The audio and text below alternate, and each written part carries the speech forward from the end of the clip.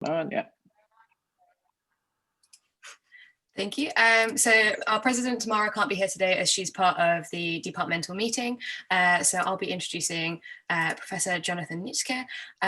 He is from Syracuse, New York, and following his undergrad studies and graduate studies in Berkeley, California, he had some postdoctoral studies in France and started an independent research career at the University of Geneva in Switzerland. And the Nitschke group has now moved to the University of Cambridge. And we're very honored to have Professor Nitschke here to have our first CPS lunchtime talk. Yeah, I'm very honored. Thank you very much, Miranda. Thank you. For inviting me. As I had said a little bit earlier, I'm really sick of Zoom, but it's good to be able to at least talk to people and make contact with people in this very, very strange period we're all living through. So, whoops, let's see here. There we go. So, a virus, but it's not the virus. This is a different virus. It's an inspiration for me and my group, I think in particular, in that tomato bushy stunt virus, this one in particular, is very, very good at doing some beautiful self-assembly. You can get the viral capsid-forming proteins to self-assemble around viral genetic material, RNA in this case, which serves as a kind of a template to organize the capsid-forming proteins into this beautiful icosahedral arrangement. And there's a mutual stabilization. The RNA isn't stable outside of the capsid, and the capsid-forming proteins are also degraded in the absence of the template. So this sort of system shown here is certainly a lot simpler than the natural systems.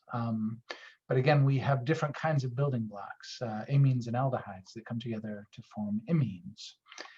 And in the presence of metal centers, in this case, iron 2, there's a mutual stabilization, as with the RNA and the capsid-forming proteins, that stabilizes these imine ligands that are otherwise not stable in water, but that are very happy together and form a new kind of architecture. Now, not something that's icosahedral, like the virus particles, but something tetrahedral, where the geometry of the metal centers and the ligands come together to form the symmetry axes of the polyhedron, the tetrahedron in this case.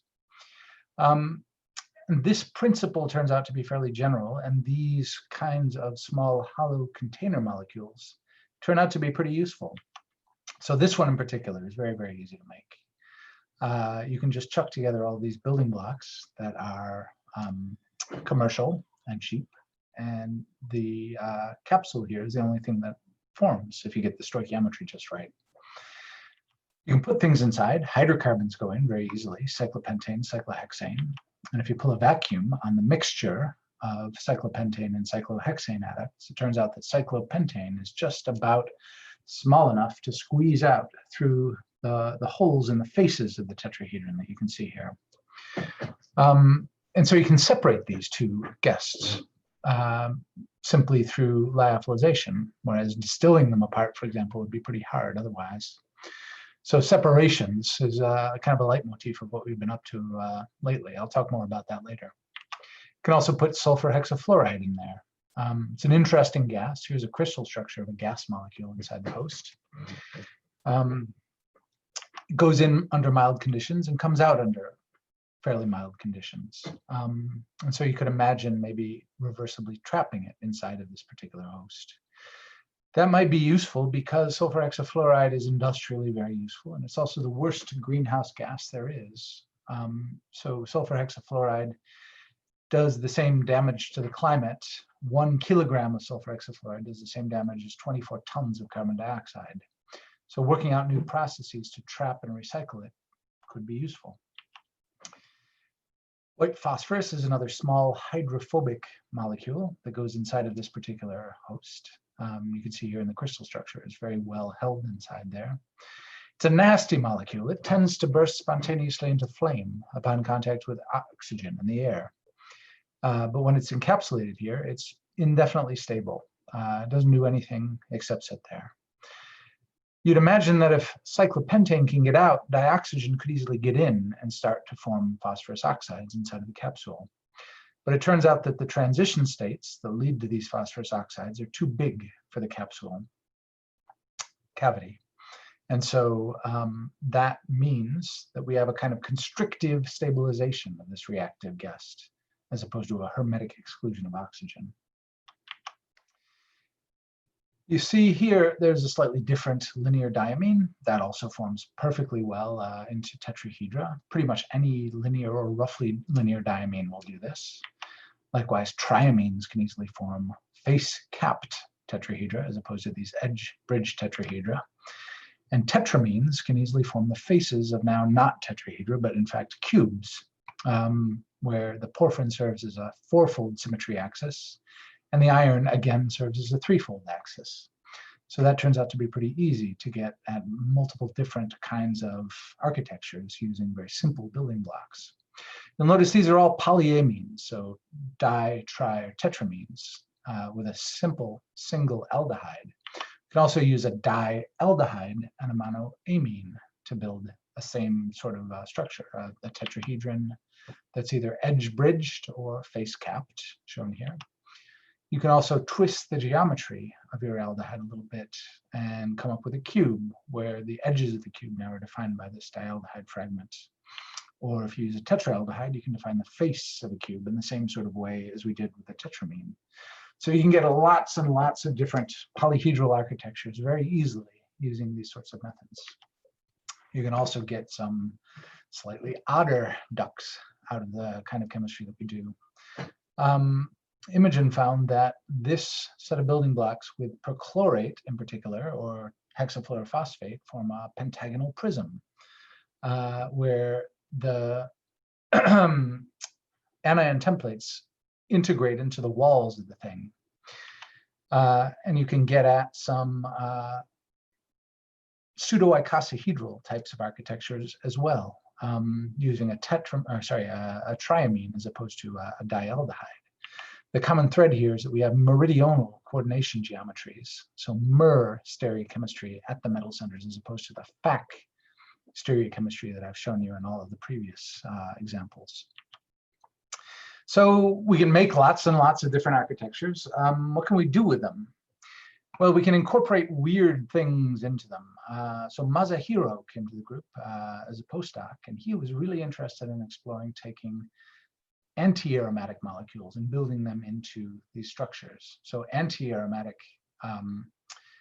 macrocycles have a number of pi electrons that leads to weird magnetic behavior. And they're also very, very difficult to manipulate synthetically because they're unstable in ways that standard organic molecules that we use as building blocks don't tend to be. So hidden inside of these two arrows is two very, very solid years of synthetic work that Maza carried out, undeterred. And he came up with, at the end, this beautiful tetrahedral architecture that incorporates 6 antiaromatic norchoral macrocycles. And their antiaromaticity is very strongly concentrated in a very small volume inside of the cage, such that anything that is encapsulated inside of this cage feels a very, very weird environment compared to typical sorts of chemical environments due to the ring current effects of these norchoral building blocks. So if you put, for example, coronene, a standard aromatic molecule, into the antiaromatic nanospace and compare what happens with an aromatic-walled congener, similar sort of molecule, you can see that in the antiaromatic tetrahedron, you get NMR shifts that are very, very different in very strange regions compared to what you see in the case of aromatic molecules. So it serves as a kind of an NMR shift reagent, and this magnetic environment might also change the reactivity, perhaps, of things. We're looking into that now.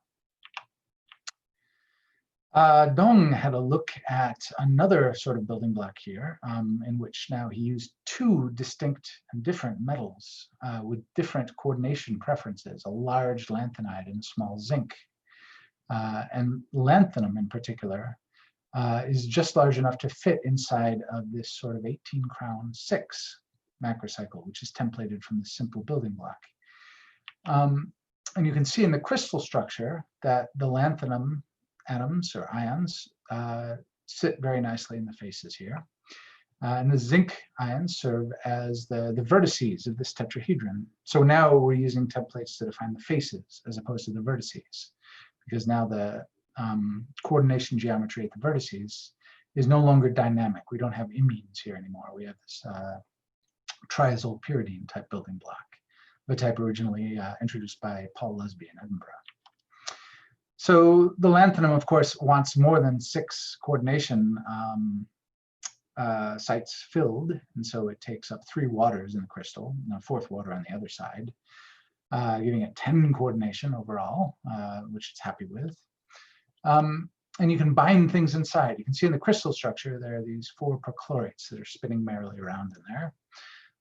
Perchlorates fit nicely in there, also perrhenate and triflate. And by doing some titration, Dong found that there were interesting cooperativity effects having to do with whether one anion binding inside either promotes or inhibits the binding of other anions inside. Felix had a look at some even larger kinds of structures. So he took this sort of porphyrin building block, which we've made into a cube before, and he introduced this new 2-formal phenanthroline building block, and he managed to make this into a cuboid type of architecture.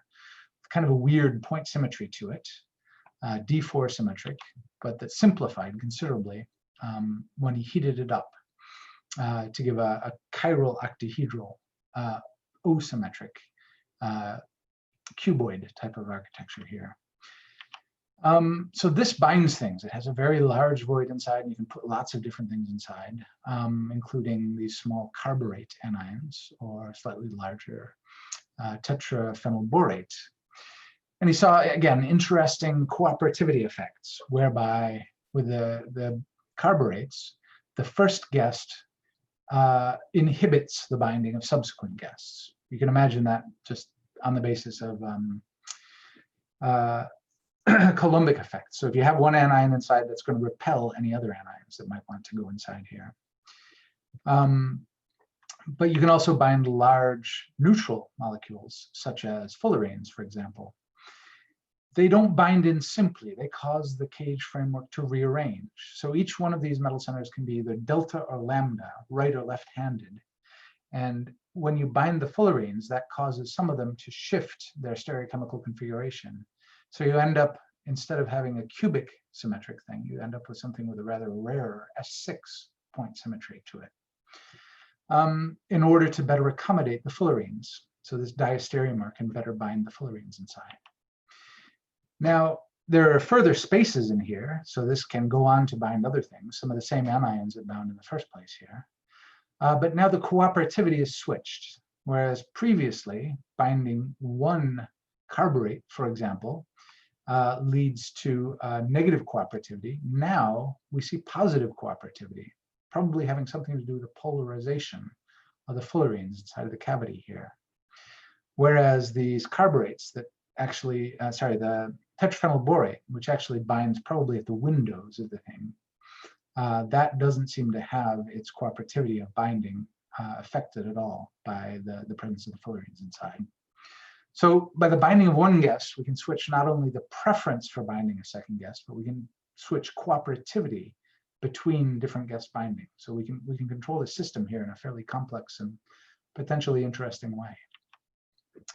Another system that we investigated, in particular Ben Pilgrim and Derek Roberts had a look at, started with a tetrazine cube. So I mentioned before we can make these edge-bridged cubes out of dialdehyde fragments with the right geometry to them. Here, Ben and Derek put in these tetrazine building blocks. And tetrazines, of course, are very reactive in inverse electron demand Diels-Alder. So the addition of this norbornadiene building block leads to very rapid Diels-Alder, retro-Diels-Alder, retro-Diels-Alder cascade of reactions, transforming this tetrazine into pyridazine building block. And the side product you get here, beyond dinitrogen, is a cyclopentadiene. And of course, cyclopentadienes also do Diels-Alder chemistry, but it's not inverse electron demand, it's regular old electron demand Diels-Alder. So if you have, for example, a meliimide present here, then that relay signal can do a further Diels-Alder reaction in a kind of little chemical cascade here. Ben and Derek put this maleimide into the corners of another tetrahedron as opposed to the cube here. So by adding one trigger signal, we can get two distinct cascade reactions to happen in this system. And you see here we have a C17 or C18 actually chain that's tagged onto our norbornadiene and that is inherited by the cyclopentadiene. The presence of that chain makes the solubility properties of these structures quite different in different contexts.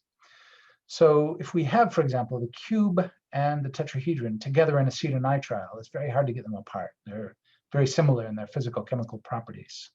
But if you then add the trigger signal, you get this cascade of reactions occurring, and that results in this tetrahedron now becoming tagged with these long alkyl chains. And the presence of those chains makes the tetrahedron want to go up into a pentane layer, if you have a pentane layer nearby. So you can take the cargo that you would put inside of here, and you can transform or transfer that from one phase into another by adding this signal and getting this cascade reaction to happen. Another kind of interesting phase transfer process was looked at by Nozomi when she was a postdoc in the group.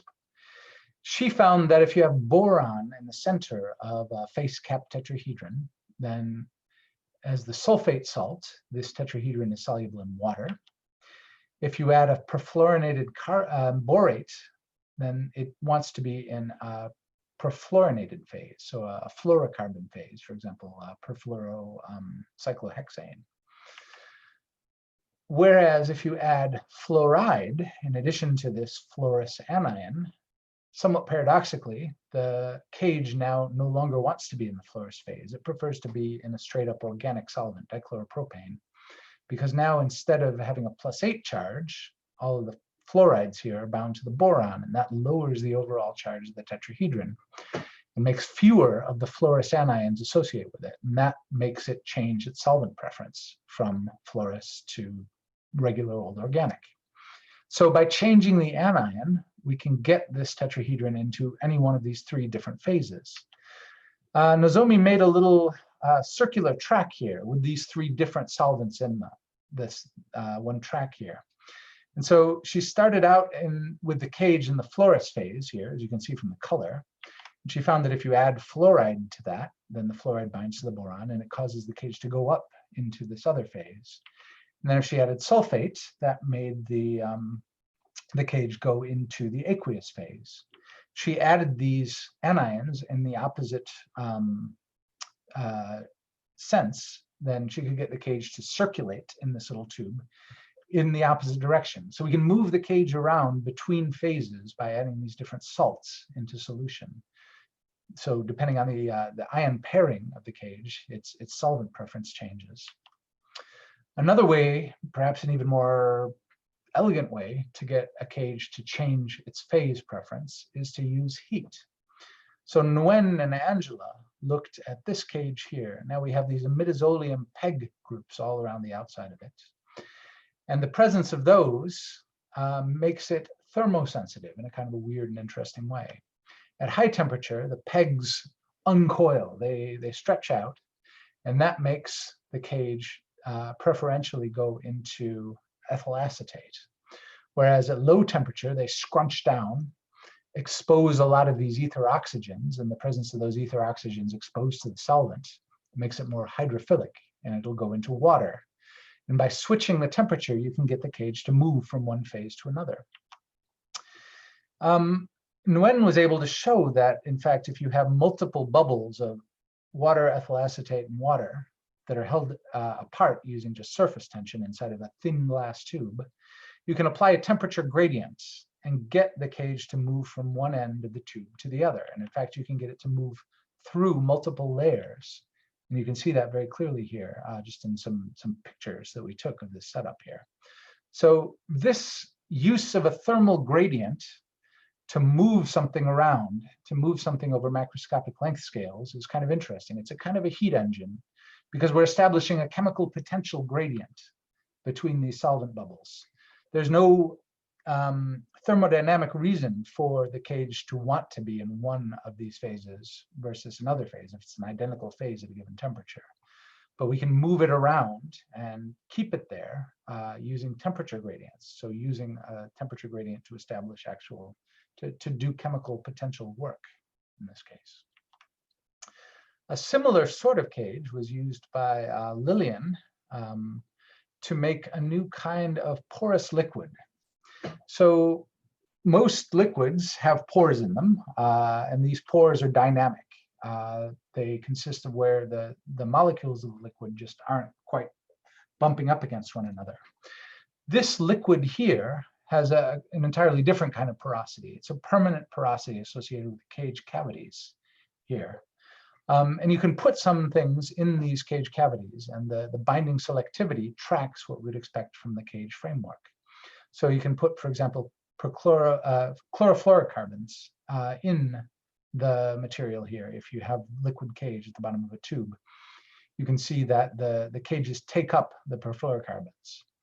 And you can also use these cages to bind specifically the smaller or the more compact isomers of butanol. And this could be interesting, again, in the context of separations. We have a porous liquid here where, unfortunately, the chains make up the bulk of the liquid. But we're working now on getting these chains down such that things that want to traverse the liquid would find it much easier to go from cage cavity to cage cavity, as opposed to being able to traverse through the interstices of the cages in the liquid. If we can do that, then we can come up with some new separation methodologies where we can use the binding of the cage to determine separation affinities in these sorts of systems. A similar sort of cage, but with much shorter chains, was made by Dawei. He determined that this kind of triazotroxane-faced cage binds things like coronene particularly well. It also binds some other polycyclic aromatic hydrocarbons reasonably well, but coronene it really likes. And if he added sulfate, again, he got the cage to go from nitromethane, again, in this case, to water, so we can get a phase transit to occur. And then if he removed the nitromethane with all the other things and added triflamide, then he can get the cage to move from water back to the nitromethane. Adding a competing gas, such as benzene, allows for the gas to be released. And then he can isolate that gas by decanting the solvent, but first moving the cage from one phase to another and then decanting the solvent. And so this phase separation and phase transfer sequence can serve potentially now as a means of separating out coronene from among different polycyclic aromatic hydrocarbons based on affinity. In fact, it's not even necessary to go all the way around this sequence of steps. It's possible simply just to short-circuit it here and to do this. Dawei used this triazotroxane also in another case to look at what happens when he doesn't have that chain on there anymore.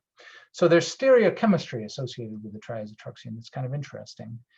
You can see that there's a sense to the face of the cage going one way or going the other way. These are not the same stereochemical configuration. Likewise, at the vertices, you can have delta or lambda, right or left-handed. And you can also add in a chiral guest, for example, the tryptophan shown here that we got from our collaborators in France, Thierry Breton in particular. And inside of the tryptophan, you can put other things, such as, for example, cesium. So here's a crystal structure of cesium inside of the tryptophan that is in turn inside of the triazotroxane-based cage. And there are diastereomers here because the stereochemistry of the tryptophan can be a bit different than what we're seeing in the case of some of these other cases here. So it can match or go against the stereochemistry of the cage. So if we take racemic cage and we add stereo-defined tryptophan, we get the two enantiomers, the two diastereomers, of the host-guest complex. And if we heat things up, we can see that one of those two diastereomers is preferred over the other one. So this one is the thermodynamically favored diastereomer. And thus, this one disappears in favor of it because the cage can interconvert its diastereomeric conformations.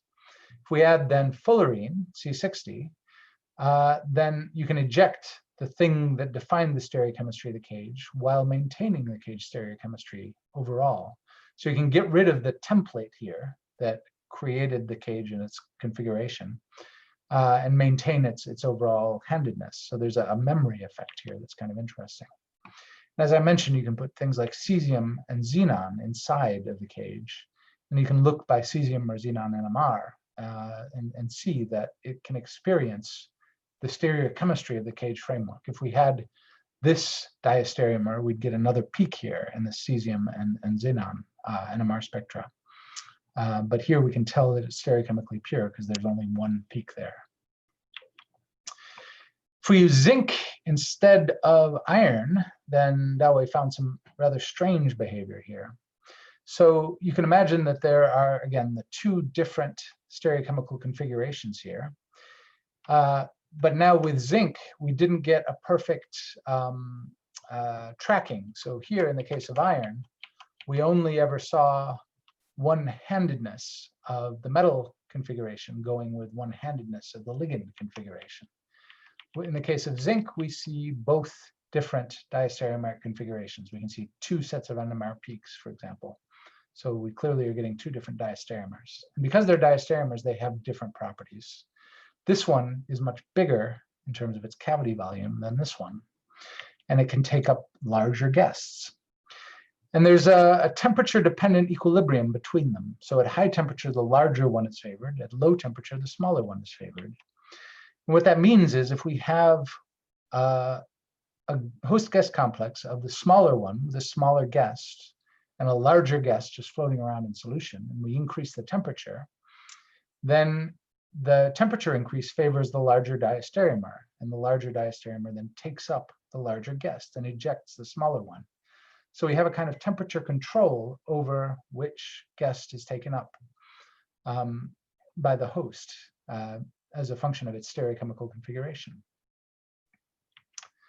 Dong had a look at another kind of system just shown here. Now we have two ureas incorporated into the walls of a ligand here. And this gives a bunch of different stereochemical configurations. One is this sort of weird, very flexible, not quite tetrahedron, but it has 4 metal centers in it. And the other 3 are roughly helical, but only 2 of them are chiral, the other one of which is meso. So this is P and this one is M, and the other one has a P metal center and an M, or a delta and a lambda metal center, and a symmetry plane going through the middle of it. Now, the presence of all of these urea groups here means that they can bind things in solution. They all interconvert, and they bind, for example, sugars. Because they interconvert, tracing out what's going on with the binding is pretty complicated, but we had some help from John Thoburn, Randolph-Macon College in America, and he helped us to model what is going on within this very complex library of different things here. And indeed, we see that the binding of glucose, for example, allows us to select out the best binder for that sugar molecule. So that turns out to be the P diastereomer here of the helicate. And we could figure out exactly what the binding constants were. Certain Dr. Kelly Haynes, when she was in the group, was interested also in some useful functions having to do with that pentagonal prismatic architecture I showed you earlier. So she found that this binds tosylate, para-toluene sulfonic acid, above and below, in addition to binding perchlorate inside and bromide inside. And so she figured out that if you have such a zinc pentagonal prism, that if you tag onto it these alkyl tails, then this will incorporate itself into a lipid bilayer, the sort you find around a cell, for example. And you can imagine that the central pore here might be oriented in such a way as to gate ion flow through the membrane. In fact, when we had a look at this in collaboration with Ulrich Kaiser's group in the physics department here, they found that you can, in fact, see that current through the membrane increases, and increases in sort of an interesting quantized way when you have this sort of pentagonal prismatic architecture in the membrane. If you add dodecyl sulfate, Kelly found, that does probably pretty much the same thing as the tosylate does. It goes above and below the pore and blocks the ion flux then through the pore and through the membrane. So after some period of time, after adding sodium dodecyl sulfate, you can see that the ion current shuts down, presumably as a result of the sodium dodecyl sulfate blocking that pore. So we can turn on ion flow by adding one of these structures into the membrane, and then turn it off again by adding a blocking group through. Further collaboration with the Kaiser group resulted in looking at some of these simpler cage complexes and seeing what they do with DNA. It turns out that this very, very simple cage interacts very nicely with unpaired base sequences in DNA specifically. So if you have a fluorophore present on the DNA, that's the green star, that is quenched by the presence of the cage. The cage metal ligand charge transfer transitions quench the fluorescence if it's anywhere nearby spatially. So if you have the cage in and you add a strand of DNA, you can see that the cage quenches that fluorescence very nicely. And it quenches it much more effectively if you have unpaired DNA or a three-way junction or a four-way junction. You can see particularly three-way junctions are very sensitive to the presence of the cage. Jimbo saw, together with Kelly, that there's a strong distance dependence. The closer the cage is to the center of a three-way junction, for example, the greater the degree of fluorescence quenching. So that strongly implies that it is binding at the junction itself. They also saw that if you have mismatches in double-stranded DNA, the cage binds more strongly to those mismatched areas of DNA and thus quenches things to a greater degree. And it's as a function of more consecutive mismatches giving greater quenching. So that's potentially pretty interesting. The cages interact in a fairly specific way with DNA. And we're very interested in looking now at what happens with other kinds of DNA structures, for example, G quadruplexes. And there are some interesting effects with toehold reactions, toehold mediated strand displacement reactions. Hugh in the group, together again with Kelly, had a look at what happens when you take cages and you put them onto surfaces. So Hugh found that these cages, these fairly simple cages, together with these model complexes that have the same charges as the cages, bind very nicely onto alumina, where a negatively charged cage binds onto acidic alumina, which kind of makes intuitive sense. Acidic alumina, you'd expect to have a positively charged surface. So it binds nicely a negatively charged cage. Whereas a positively charged cage, conversely, binds onto basic alumina. Hugh was able to fit these binding isotherms very nicely by using a BET isotherm. So he found the same sort of behavior as you might expect for gas absorption in the case of cages, implying there's the formation of a multi-layer, BET. And so the presence of the cages on alumina means that you can potentially use the guest binding specificity of the cages to create new separation materials, because now you have alumina that is decorated with the cages, and the cages can then bind guests. So if you add a guest into alumina that contains the cage that's bound to the surface of the alumina, you can bind things inside of it, and then you can displace those things. And Hugh found that if you have, for example, cyclopentadiene, which is not just bound but stabilized within these cages, in one section of a column, and then you have, for example, a maleimide in another section of the column in a different cage, then you can add in dichloromethane, and the dichloromethane displaces both of these reagents, and they end up reacting in a Diels-Alder reaction. So you can store the things on separate chunks of alumina, and then you can elute them to react by taking advantage again of the host-guest chemistry of the cages that is persistent upon surface adsorption.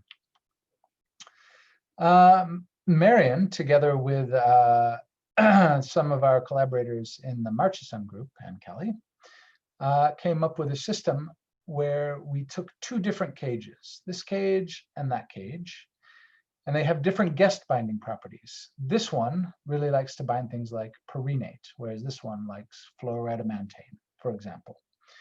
Now, these cages are perfectly happy to coexist, and we can dissolve them in peptide gels. So what we did was we took the two cages, and we saw that we could incorporate them into these gels, and we made a single block of gel that has the two cages in spatially distinct zones. And so by adding, for example, a mixture of pyrenate and fluoroadamantane to the top of this mixture, the pyrenate and fluoroadamantane diffuse down through the gels, and fluoroadamantane is trapped by this one, and pyrenate is trapped by the other one. And so we can spatially separate these things by taking advantage of the cages being trapped inside of the gels, even though their guests can diffuse through them. So again, this is kind of interesting from the point of view of separations. Tanya, together with Yuya Wang and Jay Siegel's group, had a look at this interesting building block here with five-fold symmetry. So we originally thought that this might be able to make us some dodecahedra. We're very interested in using five-fold panels to make dodecahedra. But it didn't work. It gave instead a very simple sandwich, because generally speaking, they'll do the simplest thing they can in order to maximize coordinated saturation.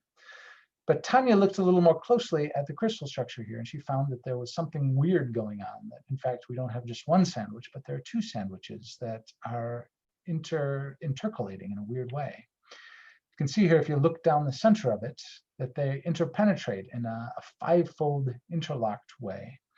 So this is a new topology, potentially pretty. I'm not sure that it has any practical use, but maybe that's okay. It does have a symmetry that we haven't seen before, and I wasn't quite expecting. It's an achiral object. It has an S10 symmetry axis going down the center of it. So if you rotate the thing by 1/10 of a full turn and invert it using a plane that goes perpendicular to your axis, then you end up with the same thing. So it's an achiral object with a lot of stereocenters to it. Kind of neat from that perspective, I think. Right, it remains for me to thank, of course, the people who actually did the work. This is a very old group photo, but from a much happier day when we could actually all crowd together without having to worry about social distancing and masks and all the crap we have to do nowadays. You can see Callie back there.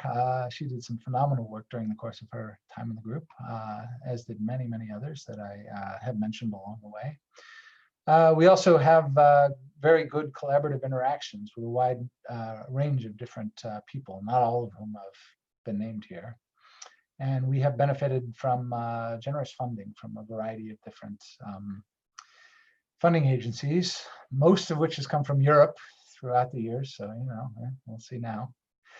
And I'd like to thank you all very much for your very kind attention and for, putting up with a Zoominar on a maybe not so nice afternoon, but I appreciate you taking time out of the afternoon to hear what we've been up to. So thanks again. Thank you very much. Oh, so much amazing science. I'm so impressed. And it was great to see it all. Thank you. Oh, it's a shame that we can't hear the applause from the audience on Zoom. I'd like to open up for all the questions. You can post them in the chat, or if you would like to unmute yourself and ask them now, let me know. Yeah, let me see if I can get the chat up. I also have some questions.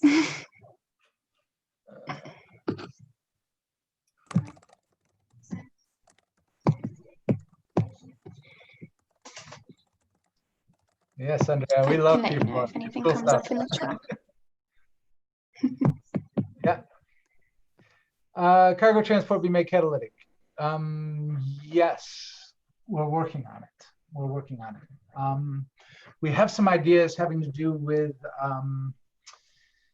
using, for example, light to reversibly switch the phase preference of things and also the guest preference of things.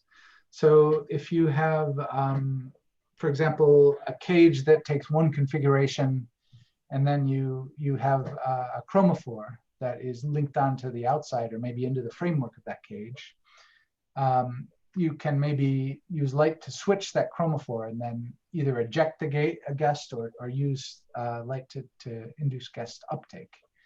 And that I think would be a kind of a cargo transport that would be potentially catalytic if you could reversibly photo switch the cages, maybe.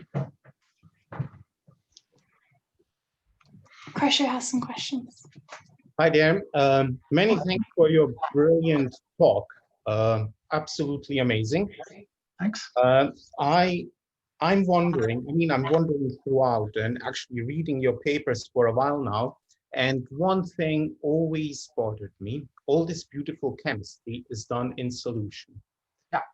So when you put your cages in crystals, what are they doing? Are they sitting idle, or are they just doing, or are they doing just as impressive things? We don't know, because we don't look at them in the crystal. We look at them in the crystal to tell what we have. And of course, what happens in the crystal may or may not reflect what actually happens then in solution. One has to be careful. But crystals can be very difficult to predict. What happens, the size of the pores, for example, that may or may not lead through a crystalline material. People who do MOFs are brilliant at sussing this sort of thing out. For us, we have these discrete objects that are salts, and these salts crystallize in different ways. And depending on how they crystallize, you may or may not be able to see diffusion through the material. And so we like solution. We're very fond of solution. I think we have advantages in solution, particularly with flow processes that maybe are advantages that are unique to solution. And I think we like solution for those reasons, because also, MOF area is incredibly, rich and varied, and there's a lot of activity in there, and we don't want to step on those toes particularly. Okay, so here is a thought, because I was thinking, when you crystallize things, you have to have a lot of counter ions that crystallize along with your cages. But wouldn't it be possible to maintain porosity and actually avoid all these anions from crystallizing with the cage if you would make analogous capsules based on some of Ken Raymond's chemistry? Yep. Because he makes cages of, that have the same topologies, I presume, but they would have different charges. Yes. So if one capsule would serve as anion and the other one as cation, you would just get rid of all these anions in there, and you could do. Yeah, a guy named Eric Bloch in America just published that in JAX. Great idea. Oh, okay, well, there is. Yeah, absolutely. Having cations and anions that are both porous, I think, is very interesting. We're interested in investigating that in the context of porous liquids in particular. But yeah, it's certainly possible. You're absolutely right. It's a good idea.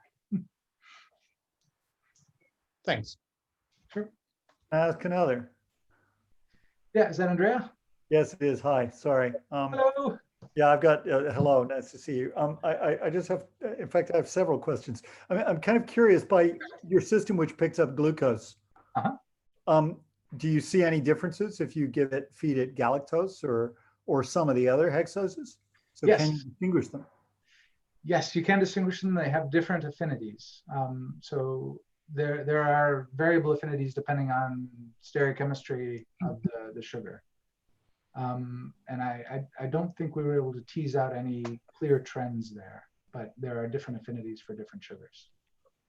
And I mean, does I was just thinking about the epimerization at the final OH. I mean, does that play a role in the binding, or does it favor one form or the other? It does, absolutely, yes. So it favors the epimer, and I don't remember which one it is. I'm sorry. Yeah, no one can. Only undergraduates have to. Exactly, I'm past that.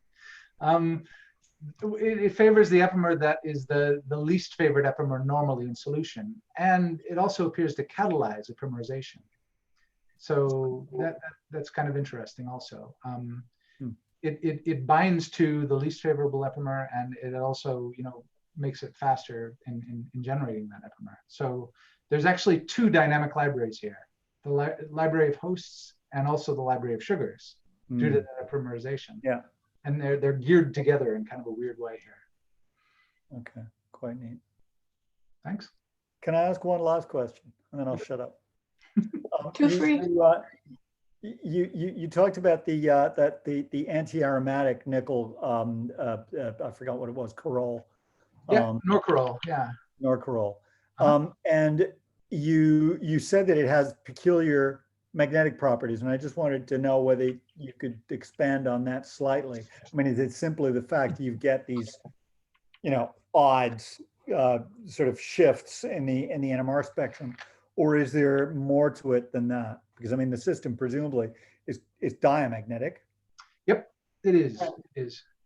It's diamagnetic. The ring currents for anti-aromatic rings go the opposite way. So it's an induced magnetic field that strongly enhances the applied magnetic field. So it's, I think, theoretically kind of interesting from the point of view of being able to sort of concentrate magnetism.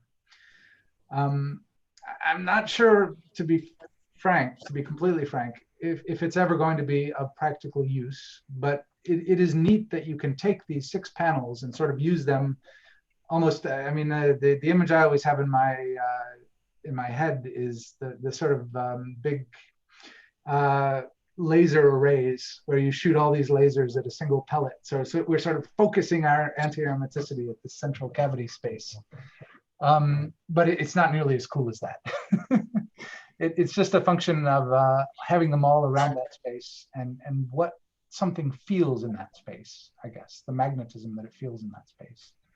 And it feels intuitively like it's potentially leading in an interesting direction, but I'm not sure what we can do with it yet. If you have ideas, I'd love to hear them. But I'm just wondering whether you could put a molecule which maybe is spin sensitive, and whether you know, if it's some kind of spin equilibrium thing, whether you could actually, you know, when it goes in, it goes one way or the other.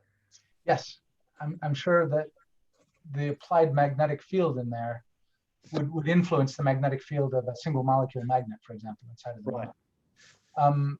And it, you know, but the effects would be fairly predictable, I think, based on the applied magnetic field, the external magnetic field. So I'm not sure what we could do with that would be sort of surprising, I guess. Okay. Interesting. Thank you. Sure, my pleasure. Hello, thank you so much for today's talk. I am currently being introduced to molecular chemistry, and I'm currently focusing on the synthetic routes to the ligands that you use for these cages. So I use your papers all the time. But sort of when you're designing the synthetic strategies cages, what kind of things do you consider? It's quite a generic question, but what kind of things do you consider when looking at the ligands and things like that? Does it look like something else that has worked in the past? That's fairly, you know, facile to say. And what it means to look like something that worked in the past is, you know, potentially complex. So when we got our first cage, we sort of explored around that and sort of saw that, okay, in fact, just about any linear diamine does the same thing. If you bend a diamine, then it always makes you helicate, and helicates often aren't quite as interesting. Triamines make also similar cages, except when they don't, and they make you something like an icosahedron, which was quite nice. Unexpected, but nice. We play with geometry a little bit. You can see in the case of the Norco-based cage that it's not strictly speaking linear. There's an offset there in the ligand. And it turns out that quite a large offset is well tolerated within kinds of framework type structures. So we set out to explore the scope and limitations and found that they're actually pretty wide, and many different things work. Thank you. Sure. Dr. Adam Clancy's asked in the chat about the five-folded intercalated catenane species. Mm-hmm. Yeah. Do you think you could use longer chains for the terminal pyridines unit? Yeah, absolutely. Yeah, for the aniline. Actually, pyridines is probably a good idea because, you know, sometimes you get slightly different behavior between pyridines and anilines, and in this specific case, it could be that with pyridines we get something more like the dodecahedron that we were looking for. The problem is with these structures is they're synthetically a real pain in the ass. So this wasn't something that we made. This was something that Yuya Wang made in Jay Siegel's group in Tianjin University in China. Because this sort of coranulene chemistry, you know, it's tractable, but it's specialized. So I think longer chains could help, certainly. I suspect that in this case, you need to change something else about the geometry in order to get to a different outcome, because there's no reason that I would think of that would suggest that if you had somewhat longer aryl groups here without tweaking something else, that you would end up with a fundamentally different framework than what you have here. But yeah, I was thinking like originally you could try to make like an A-B cross-linking structure, and if there was like a way of having metal preference, but I mean this is very much outside my realm of expertise. But it looks like it sort of pi stacks together with the coralenes to start with. It sure does, yes. And that's, you know, you can think back to like the platinum nanowires, sort of with the stacking of the PZ orbitals there. You can sort of, but with an AB structure, you can start getting really long TM visible species, which would be quite cool. And it's lovely structures throughout, by the way. Great talk, thank you. Yeah, the vast majority of them are due to Tanya Ronson, who is a senior research associate of long-standing in the group who does the crystallography and has good relationship with diamond synchrotron. So it's a phenomenal resource. We're really lucky to have it here in the UK.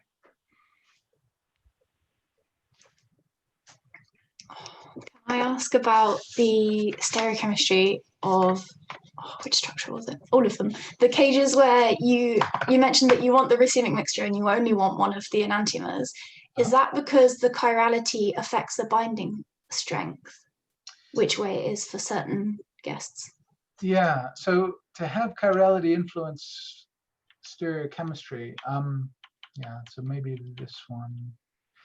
Here in this case, there is definitely a difference in terms of the affinity of the two enantiomers of cage. So if you have two enantiomers of cage, of course, you need to have a chiral guest in order to see discrimination.